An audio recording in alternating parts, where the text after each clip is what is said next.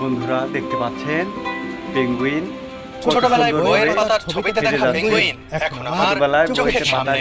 Antarctica অভিযানের তৃতীয় দিন সকালে ব্রিটিশ অধিকৃত ফকল্যান্ড আইল্যান্ডসে এসে জীবনে প্রথম পেঙ্গুইন দেখে আমি আত্মহারা। দেখতে অনেক সুন্দর লাগে। হাত বাড়ালে এদের ছোঁয়া যায়, কিন্তু ছোঁয়া তো দূরের কথা, একেবারে কাছে যাওয়াও বারণ।